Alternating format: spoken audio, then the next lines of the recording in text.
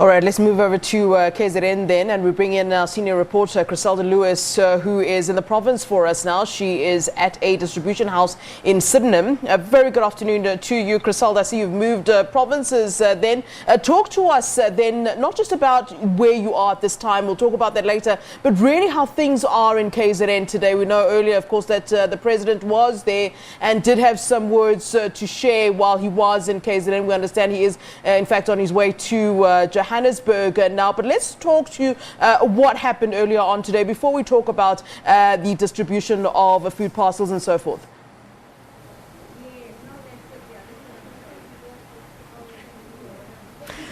Well, Flo, we just flew into the province at the moment. You'd recall from the live crossings throughout the course of this morning, we had indicated that we were taking a flight from Johannesburg to Durban in particular. And this is where aid organizations have now intervened to try and assist with some of the basic needs as a result of the days of violence and looting within the province. You would know that old age homes like where I'm crossing live from now have not been able to go out and get food. Food has not been able to come in. So I'm at an old age home in Sydenham, in Durban, and I must say, Flo, just driving into this particular area, you can see that some of the residents are manning some of the entrances and exits to these particular areas, because you would know that many people in this part of the country have decided to take matters into their own hands in trying to protect their properties because of the ongoing violence and looting that has been taking place. So where I'm crossing live from now is in Sydenham, here in Durban. And this particular focus is where this aid organizations have decided that they're going to come and assist, people who are in dire need, like here at old age homes, which have ran out of food. Earlier on today in Johannesburg, I showed you another side of the impact of what was taking place. Petrol stations were running dry. And in fact, on my way coming here, we also noticed some petrol stations where there'd been massive queues. People are panic buying. So we're starting to see the effects of the days of violence and looting in both these provinces, earlier on in Johannesburg, in Gauteng, and of course now in Durban, where I am. So I want to talk a bit about the recipients here who will be receiving some of this food aid, what the situation has been like. We want to hear from them, what the impact has been of the ongoing violence here as well. Ma'am, thank you very much for your time. I really do appreciate it. I understand that you're one of the oldest aunties here at this old age home, right? Gogos. Don't be trying to say granny. Granny yes. Or gogo, yes. That's right. 91 years old. Yes. You don't look 91 years old. Thank you. Sure. You made my day. I'm quite surprised, eh? Yeah. Gogo, let's talk a bit about how you guys have been affected by this. I mean, you made a call to an aid organization all the way in Johannesburg to bring, these food parcels here. Yes. What has it been like? Paint a picture for us of what it has been like since the looting had started. It's been very traumatic. For the first that we're not sure what is happening to us. Being the aged people, you go traumatized, you know what I'm saying? With that being not enough, now we've run out of food. We have no bread, we've got no milk. Lots of things have run out because you only buy just enough with your money. So it's been very traumatic for us at the moment. And we are over the moon to be getting these parcels that we're receiving today. They have really made our lives much, much better. And we are so appreciative towards that. Yes. I mean, I understand as well that some of the children of some of your fellow, individuals who are here, children have not been able to come here or visit or anything. Talk to us about the impact, because I saw that there was also some of the residents manning the exits and entrances into this particular area. Well, the children are not allowed to visit. And our people are not allowed because we are on lockdown. Yes, Chapter put us on lockdown because of COVID-19. And then now, all right, well, even if they bring anything, they only come as far as the gate, which is very difficult for them to even come here because of the roads being so different, so dangerous.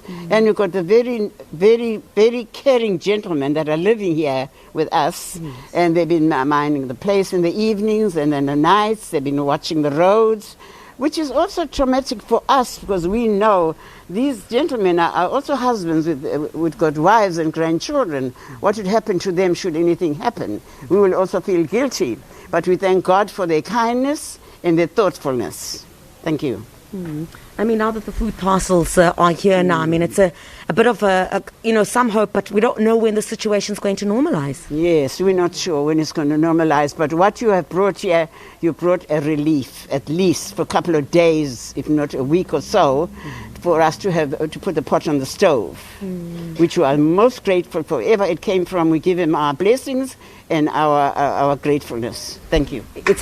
It's actually not from me. I'm just here to report on it, Gogo. It's actually from Ashraful Aid.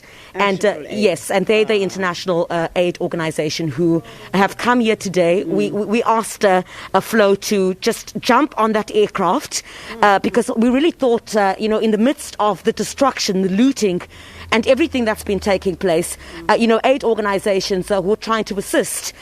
We made a telephone call. We asked if we could jump on the aircraft in Johannesburg to here in Durban, also to get a sense, the human face of, the results of what we've been seeing over the past couple of days.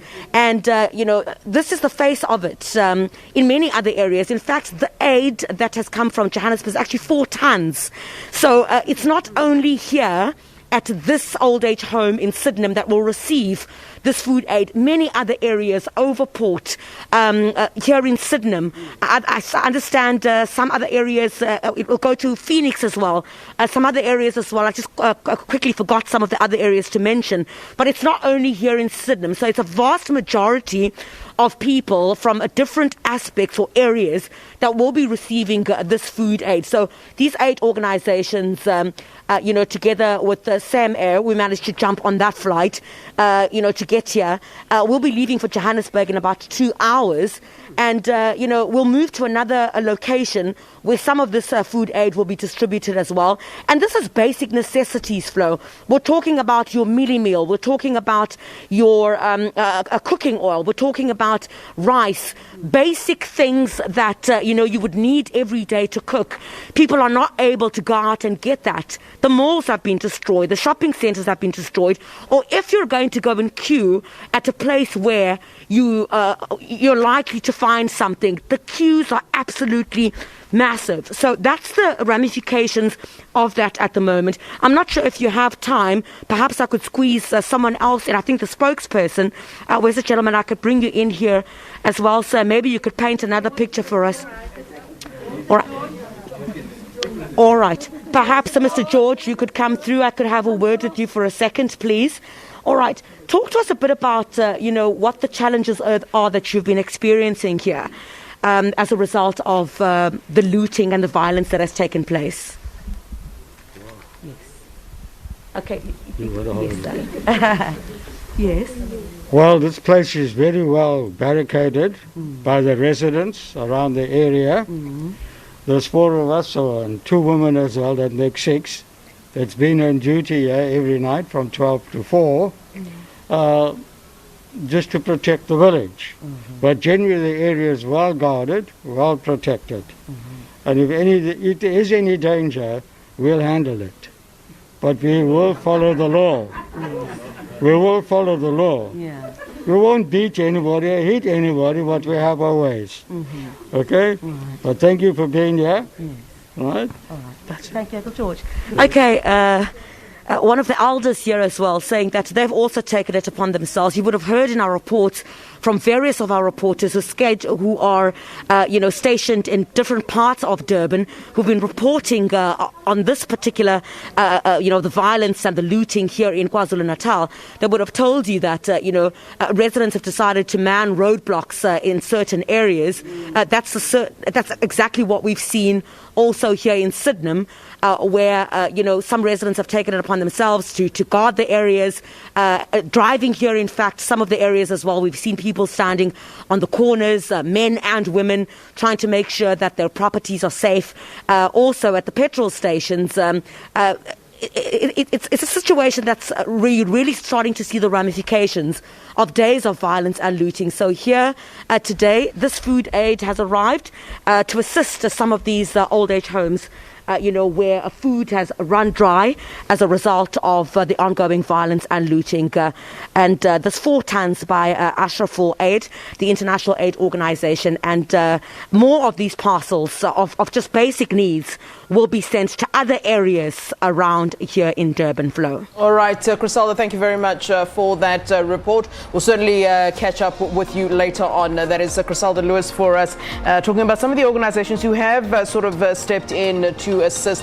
She's currently at an old age home in Sydenham in Durban, where an organization has indeed stepped in to assist our elders in the community, who at this time obviously in much need. Some services have certainly had to be cut due to the looting and the unrest in the province, and certainly I'm sure more aid organizations will be coming to the fore to help the vulnerable, of course, in our society.